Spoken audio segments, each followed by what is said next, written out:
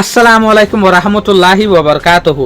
আর তো হই ভারি ইরানের যে সুপ্রিম লিডার আছে ই বা শহীদ গিয়ে অহন অনারা তো দে আর তো দিলাম মাঝে কান সোয়াল ফয়দা অদে আনল যে কি তো ইয়াক যদি শহীদ দইলে অহন ইরানের হুকুমত গরিব দে হনে অহন ইরানের চলিব দে হনে অহন টেম্পোরারিলা বলিওরে ইরানের যে হুকুমত আছে এইবার ভিতর তু তিন মানুষ বাঁচা গিয়ে আজিয়া 2 মার্চ 2026 আজিয়ার রিপোর্ট মোতাবেকিয়ান জানা যাবে ইরানের মাঝে এখন 3 মানুষে লিডার বনিয়রে ইরানের চলিব ইরানের গাইড করিব হত্যা কেন কেন গড়া ভরিব দিয়ে আনৰ ফাইসলা দিব দে 3 মানুষে।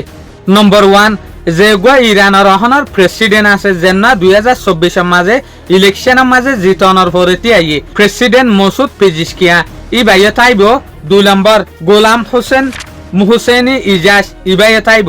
3 নম্বর আলী রেজা আরাফি এই 3 জনে ইরানের চলিব দে হনা এই 3 জনের ফাইসলা লয়রে ইরান চলিব দে হত্যা স্ট্রাইক করা ফুরিব হত্যা এটেক করা ফুরিব ইরানের মুমিকা হদুন নিজা ফুরিব কেন কেন ফাইসলা করা ফুরিব ইন ইটারা 3 জনে বিরিয়রে ফাইসলা করিব দিয়া যে পিজিশকিয়া আছে ইরানের প্রেসিডেন্ট ই বাইয়ে যেকান থকা মাঝে আছে ইয়ান তাইব তো তারপর মশওয়ারাইও দিব।